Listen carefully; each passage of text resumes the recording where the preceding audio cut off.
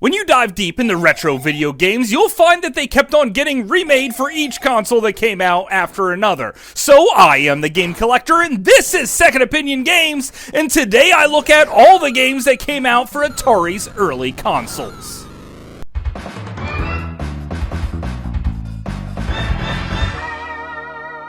Second Opinion Games.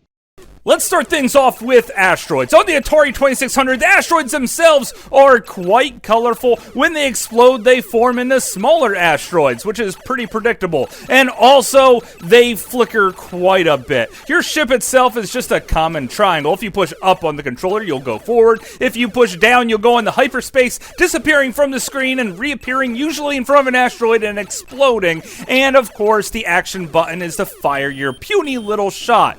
Overall, this is sort of bare bones Asteroids. It's playable, but I really like the ominous music that plays in the background. On the Atari 5200, you'll find out that there's far less colors, but this time, when you blow up the asteroids, they have a cool explosion-looking thing going on the screen. Also, the frame rate isn't quite as good as the 2600. I really don't know why it does this. And there's a cool little space alien that flies around, continuously shooting at you, giving you a bit more challenge and more bang for your buck. I actually prefer this over the 2600 version, but the 7800 version is truly where it's at. The asteroids themselves are colorful again. They all have a neat explosion. The graphics on the asteroids themselves are what I like the most about it. Has a smooth frame rate. Your bullets now go all the way across the screen. The hyperspace is still here. You have a shield, which is actually useful, unlike the 5200 version.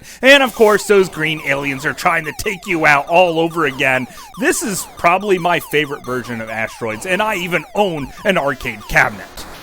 Switching over to Centipede. On the Atari 2600, it's hard to tell exactly what's going on here. The graphics are pretty much horrible. The colors are kind of nice, though. Now, the Centipede itself, you can't even tell it's really a centipede. It could be anything. Same with the mushrooms. You can't really even make them out at all. And the spider still looks like a spider, though, and he is pretty fast-moving and is your biggest problem with the game. Other than the music, of course, because the sound effects and the music are so degrading on your ears, I'd rather just jam a pencil in them than listen to it for one more second longer. If we jump over to the 5200, you'll find out that there's a much bigger playfield. The mushrooms look like mushrooms. The gameplay feels a lot better, but that spider took a whole lot of crack, and now he just flies around all over the place and will definitely leave you dead.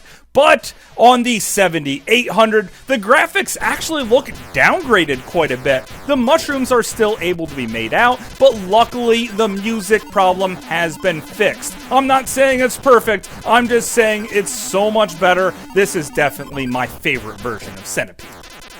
Let's work backwards for Dig Dug here. On the Atari 7800, you'll notice that it looks pretty much just like Dig Dug. However, the AI is just really aggressive. The enemies just continuously are on the attack, so you're not going to make it very far into this game unless you're a true Dig Dug master. On the 5200, believe it or not, the graphics are almost identical to the 7800, and yes, it still plays great. The AI isn't as aggressive, so this is a pretty playable version of Dig Dug. But the Atari 2600 version is definitely the most playable and the most fun. You only have to pump up your enemies with 2 shots of air before they explode, so you can take them out really fast, which really improves the overall gameplay of this otherwise slow game. Graphically, it looks pretty bad, but I am completely okay with that because the gameplay itself has been greatly improved.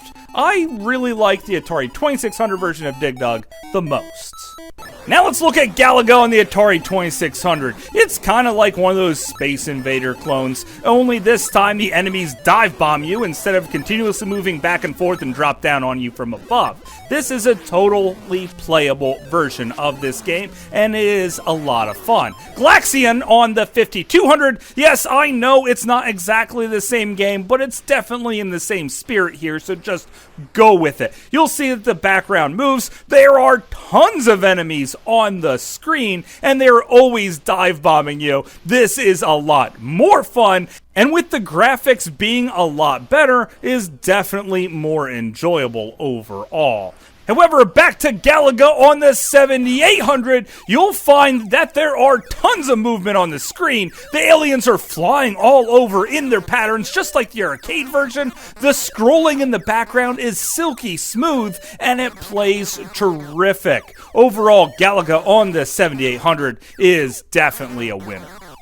You can never go wrong playing Joust. On the Atari 2600, the graphics are completely bare bones. Also, when you kill your enemy, they turn into an egg that works like a bag on the wind. It just floats around until it hatches and immediately forms a new enemy.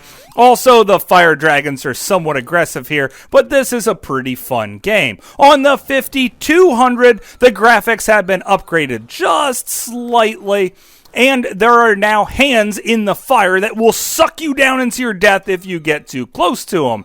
The fire dragons here aren't nearly as aggressive, and when you kill enemies, they turn into eggs, and then they hatch into little men, which wait for their bird companions to come swoop them away. On the 7800, the graphics are slightly better, and I mean very slight here. The controls are almost exactly the same, and you still have to wait for those little men to get their ostriches before they start attacking you all over again. However, in this version, the fire dragons move lightning fast across the screen, pretty much killing you in no time. So here I actually prefer the Atari 5200 version of the game the most, even though you can't go wrong with any of them. Oh yeah, let's start up some Mario Bros. On the Atari 2600, the graphics are laughably bad. I could barely tell this is supposed to be Mario Brothers at all. The sound effects are all dumbed down, and sometimes when the fireballs hit you, it doesn't kill you, it just sort of drops you through the screen. It's kind of weird. Also, if you don't have any forward momentum, when you jump, you don't actually move forward at all, but I guess this is how the game is actually supposed to be played, and it's just bad. On the 5200, all of a sudden Mario sounds like he's Pac-Man as he walks across the screen, and the graphics look even worse. Honestly, the colors that they chose for these screens are just the worst possible colors, and this is nearly unplayable. The one cool thing about this version is that if you wait too long, the turtles jump out of their shells and then try to kick them at you, and that's kind of cool. But on the Atari 7800 version, you could actually tell this is supposed to be Mario Brothers, but it still plays like crap. If you really have to play Mario Brothers, play the version that's on Mario 3 on the NES, because the early versions of Mario Brothers itself are completely unplayable by today's standards. Moving on to another iconic character, Miss Pac-Man. On the Atari 2600, wow, this looks really good compared to that first Pac-Man game they made way back in the day. That was just awful, and it plays pretty good, but I'm missing some music in the background here. On the 5200, they added quite a few sound effects, and the graphics have been cleaned up nicely. And yes, it feels just like Miss Pac-Man. Even when you go through the little portals on the one side and come out the other, the ghosts can't follow, which adds a bit more strategy to the game. On the Atari 7800 version, it looks almost identical to the 5200. Maybe they cleaned it up just a little bit, but this time the ghosts can follow you through the portals, so you really have to watch out for that. Overall, Miss Pac-Man all around here is good, so I would play it on any console, but if I had to say one, I would probably say the 7800 version, just because the sound effects and the music is probably the best here.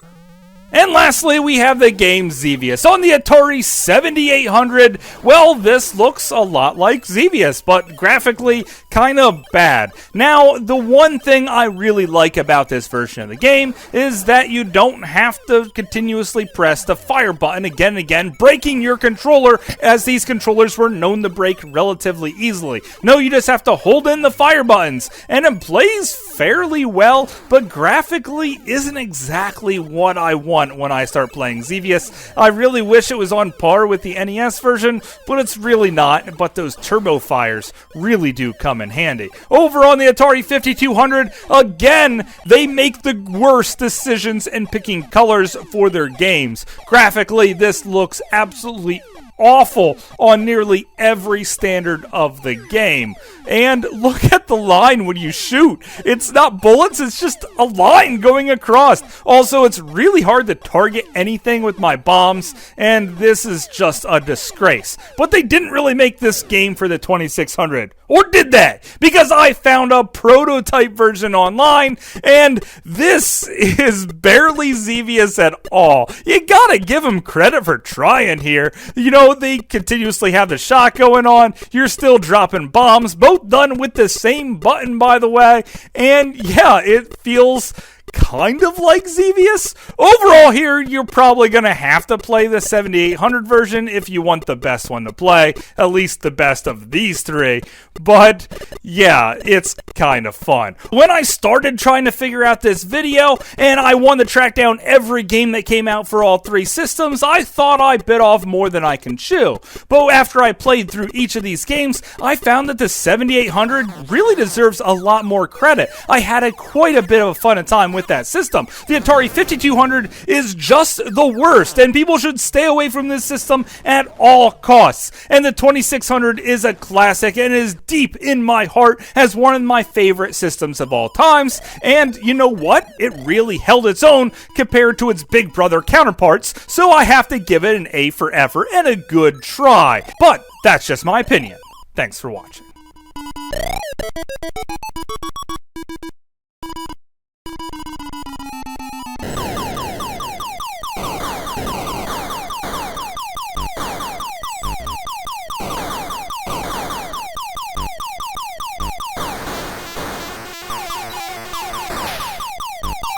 Hopefully you guys enjoyed this video. I had a great time making it because I've been wanting to play some 5200 for a really long time now, and I definitely want to play more 7800. Later I'm going to come up with a video where I match them against the Nintendo itself to see which is the best console, and I barely can say that with a straight face. So hopefully you guys leave me a comment down below, and make sure you talk to yourselves amongst the comment box because I'm trying to build a community here, and until later, I will see you again, guys.